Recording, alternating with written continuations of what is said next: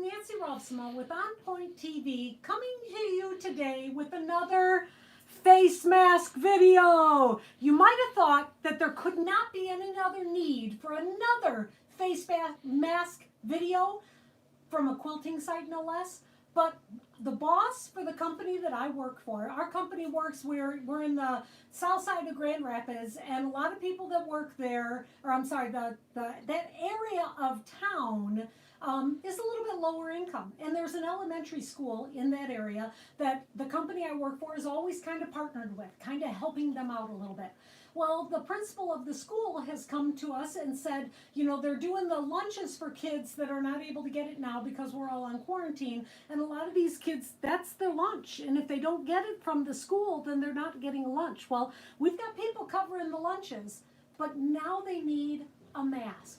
So the boss said that she wanted to be able to get together and make some masks for kids. So she asked me, Nancy, do you have a mask pattern for kids size? And I'm like, I don't have any kids to measure it on. My kid's 33. He doesn't need a kid-size mask, which I'll tell you a little bit more about him later. So I had to kind of go back to the drawing board and started playing with some of the masks that we've made previous and see if I could size them down for kid size. And so I made some 3 prototypes, handed it to a friend that does have kids living at home, and he said they worked great. So today we're going to make masks for kids. The patterns that I'm going to show you will be available.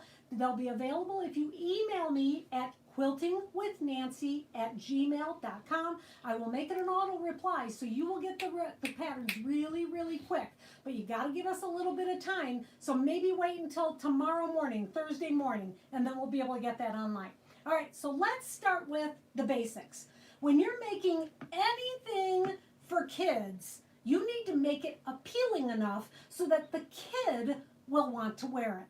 So that means it's time to pull out your Spider-Man fabric. So I went into my stash and I pulled out some of those fabrics that honestly I bought with no intention in mind as to who was going to get that fabric.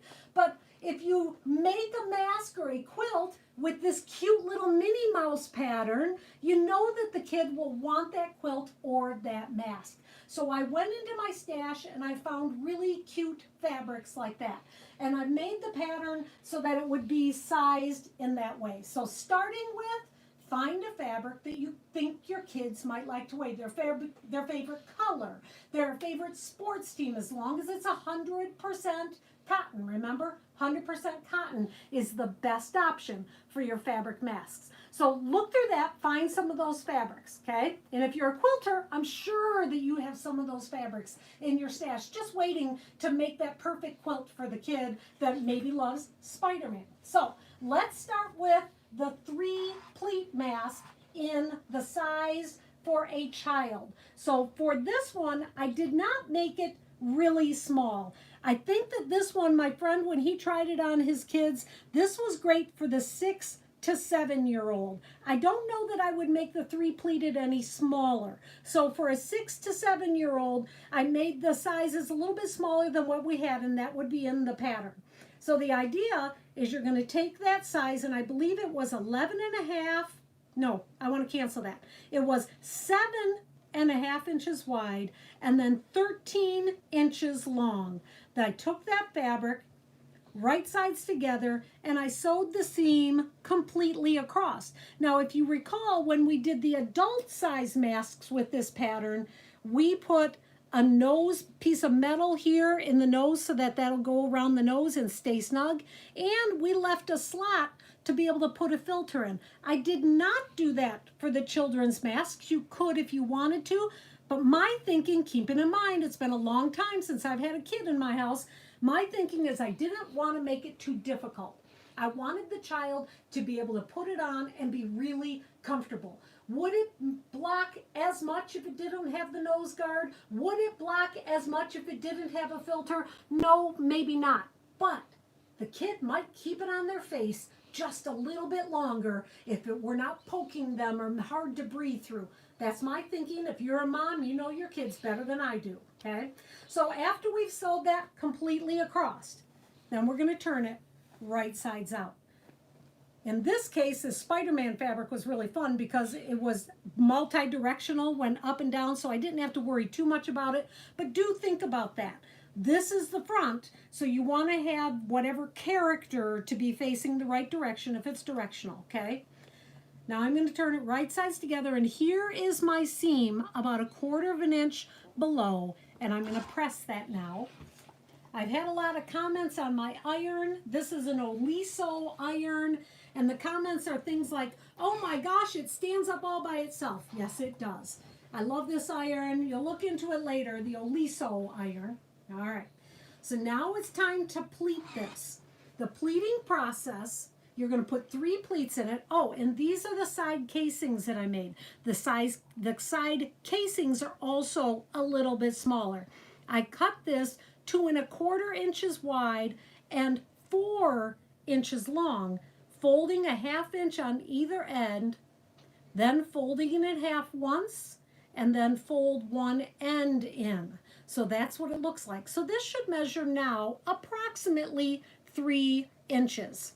Gonna set this here because I use it as my measurement. Now it's time to pleat. So you're just gonna take it from about 1 inch down and fold it under, it's about maybe 1/4 of an inch. I'm gonna reach over and grab my iron. And this is where you want a lot of steam on your iron. So once it gets heated up and stuff, it'll give me, ooh, look at that steam. Gotta love that. All right. Then we're gonna pleat it one more time. Little bit of a bigger pleat. I make the second one. My thinking is that where the nose is, maybe not so wide of a pleat. But I think a pleat is a pleat. Don't stress too much about it, okay? Make sure that the steam gets all through the layers. Give it a chance to really do its job. Now the last pleat, I used the side casing as my measurement, and I'd match these up here.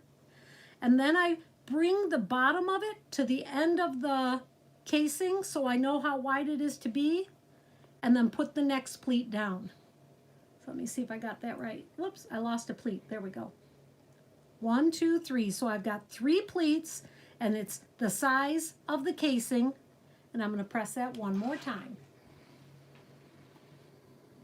All right, let it take its time and let the fabrics relax into position. This is all quilting terms. If you ever watch some of my quilting videos, you'll see that a lot. Then you're going to take the pre-pleated piece to the sewing machine and stitch down those pleats. So here I've just done a line of stitching to hold them in place. Then you're going to put on that casing. So if you take your casing, pin it into place, 1, 2, and then we're going to go to our sewing machine and sew this down. Scooch this out of the way. Oops. All right, so right here, I want to do a locking stitch right at the end, at the beginning of it, to make it very strong, so that when my casing, when my cord is going through it, that'll be able to hold it really strong. Then come to the other side, nice, strong reverse stitch, and then cut off your thread. I've had people comment on my sewing machine also. This is a Pfaff Icon sewing machine, and it's not for everybody, and what I mean by that is it's kind of pricey, but for somebody that sews as much as I do, this is the dream machine. Now I'm taking that casing, and I'm going to flip it over so the folded edge is coming to the back of the mask. So this is the back, and now I'm going to do a line of stitching to hold that down. So I'm right off the edge of the fold from the front. I'll show you that in a second. Come to the other end and cut that off. I often chain piece these when I'm making masks. I made 20 of them, I don't know, maybe about 2.5 hours the other day for the people that I work with. And when you chain piece it, it just goes a lot faster. So this is what it looks like on the front. You'll see that. Can you see that? Let me get that right in there. Whoops, sorry. Don't get dizzy. All right, so right there is that stitching line. It's not on the casing. It's right off the casing because the casing came a little bit over, a little bit farther. But that makes the mask done. So let's go back to our ironing board. So now a young person has their mask. Now this is the next question. Elastic or ties? Elastic, this was my thinking, and this again is for kids, and I haven't had a kid in a long time, but kids have a hard time keeping mittens on and hats on, and I'm thinking if it's just elastic, they're just going to take it off, and you want it to be hard for them to take off, right? So I would recommend the ties. The elastic also can be problematic for some big kids also. My son is 33. When I started making this mask using this Spider-Man fabric, my first thought was he's going to want one out of Spider-Man fabric next. So I made him one. So when he called me, I made him a couple of them, and he texted me back, and he's like, you know what, it's a little bit small, and I had made the adult size, and he's not a big guy, but he does have a beard, and he said, 10 minutes after putting the mask on with the elastic, my ears were purple. It was just too tight. It was so uncomfortable. So I told him about using the cording instead. So this is a shoelace cording, simple enough, right? Take it and feed it through the bottom of the mask so that it actually makes a loop at the bottom. Then this goes around your head, opens up. There, can you hear me? All right. So then it tightens, and so it gets really nice and snug down here, nice and snug here, and then it ties at the top. Not only for an adult, but also for a kid, so that the kid just doesn't rip it off in the middle of the grocery store or wherever it is that you're going. So consider that instead. And what's fun about that is that you could use some different decorative ribbons. I did some where I just have this decorative ribbon. It's just cute with polka dots. It's a little bit more than 1/4 of an inch wide. That's an option for a cable. Another one is the rat's tail cording. So this is very nice because rat's tail cording is a silky kind of a fabric. Just be sure that you put tape on the ends of it so that it doesn't fray out. Here's one more cording I found in my stash. You know, I got to thinking about it too. Now I know why I've been collecting a stash. All of you seamstresses and quilters out there, you've got a stash, and now you know it's not a bad thing. So this is a cording that I think it's like for home deck. Well, I taped it off. This would be a great cording for tying in a mask. And then this one, this is kind of used for making bags. I've got this in a couple of different sizes. Why did I buy it? I don't know at the time, but now I know why I bought it, because I needed it. This one is a grosgrain ribbon that is white that I had actually dyed a while back. This would be really cool and colorful to use as a tie. So a lot of different tie options for you, whether or not you're making a kid's mask or an adult size mask for a kid type person, okay? So that is the 3 pleated mask.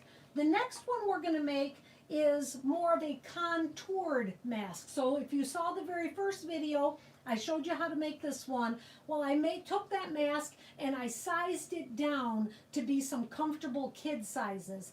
The original small one in that set, my friend said that for his 4-year-old, it was actually too small. So I've sized it up, came out with 3 different sizes. All of these will be in the pattern that's available. So this one fit really nicely on the maybe 4 to 6-year-old, keeping in mind kids come in all shapes and sizes. So I hope you know what size kids you got. This may be for a 7 to 8-year-old, and this one may be for a 9 to 10, which really is only a little bit smaller than an adult size. Because the reason I know that is because my husband wanted a mask. You know how I talked about how to have kids keep the mask on, you need to have them pick a fabric that they like. So I sent my husband downstairs and I'm like, pick a fabric. Well, sure enough, he picked some airplane fabric and some brown fabric because that's what he wanted. So that doesn't just go for kids, that goes for everybody. Well, this is the size mask that I made for my husband. And I had to enlarge it from the original adult size mask because that was just too small. So use your own creativity. If it's too small, too large, you can adjust it. Make it just a little bit bigger or smaller in different places, okay? So now we're gonna make that contoured mask. Okay. Got this, I've got this, I've got this. Okay. So step one, of course, is cutting out 4 of the pieces of fabric. So there's going to be 2 for the front, 2 for the inside. Some people like to make the inside a different design than the outside, so they know what is the inside. Go for it. If that works for you, that's great. We're going to go to the sewing machine now, and I'm going to show you how to sew this down. I want to top stitch down that center seam.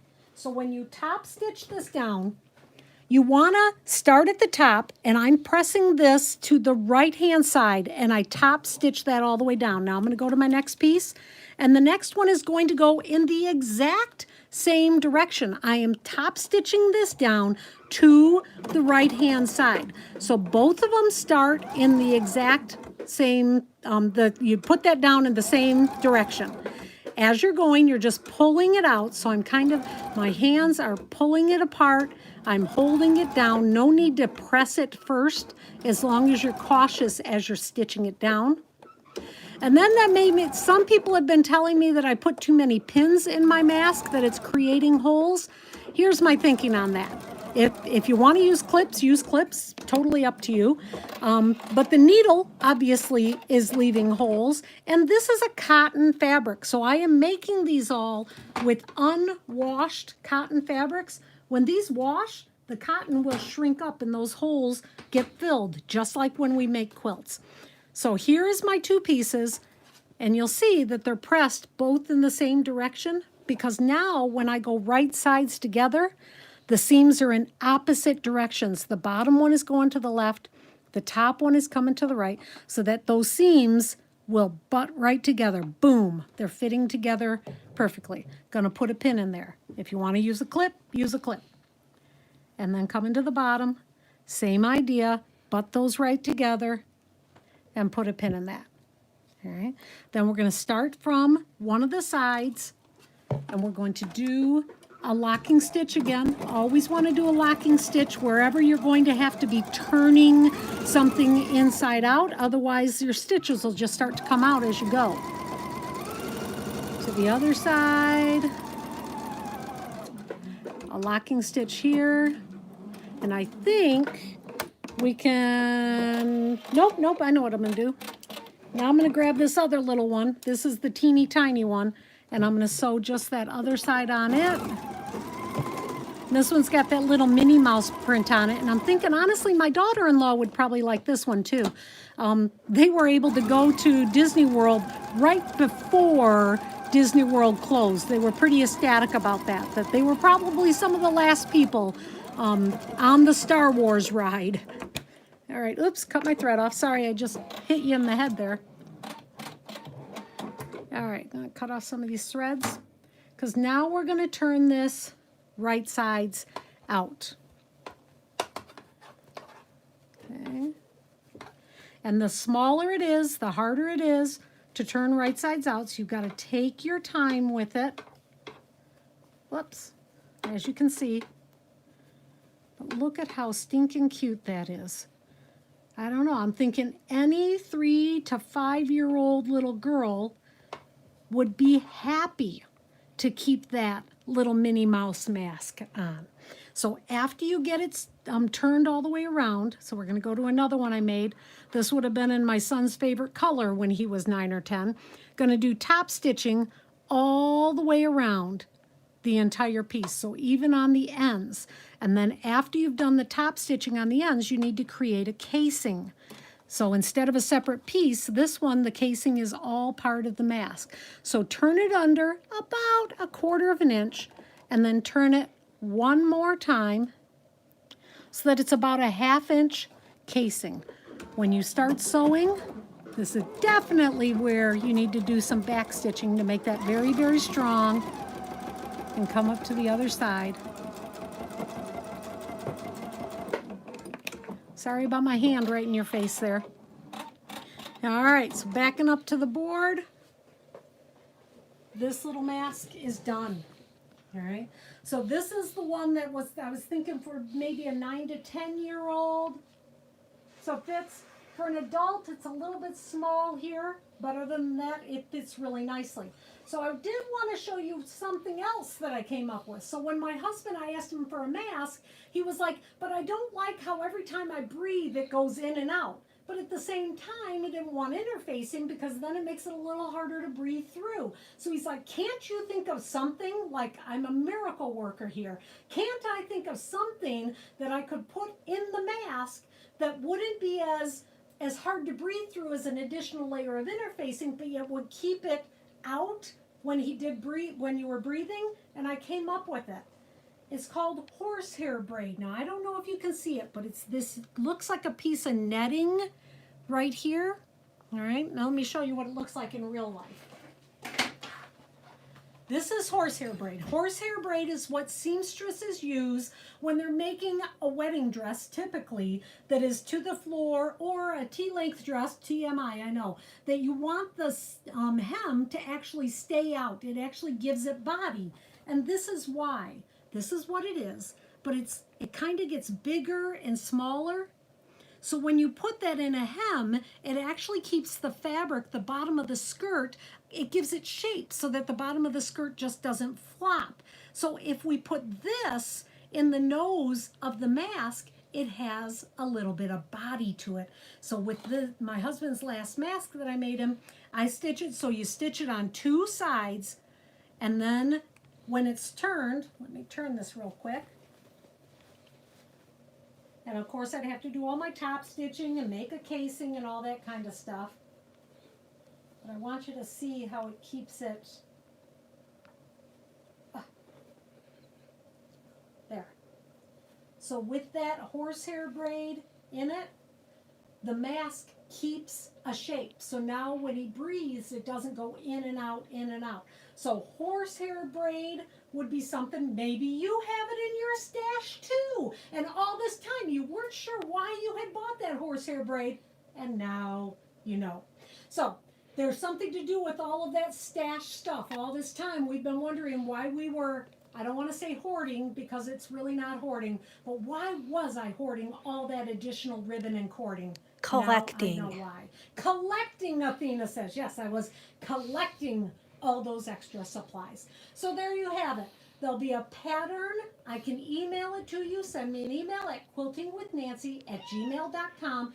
Give us a little time, maybe a couple of hours, and then I'll be able to email that out to you, and it'll come right away because it'll be the auto reply. All the other mask patterns will be there too, so you'll get 3 for the price of 1, which is $0. So that is a great bargain. It's a great time to hoard some mask patterns. Make some masks for some kids. I know that you have kids in your family, in your neighborhood. Maybe consider the Children's Hospital. There's got to be a lot of kids out there that are going to need masks in this time that we're in. I hope that the next time we get together, we are quilting again. Have a really great, safe afternoon.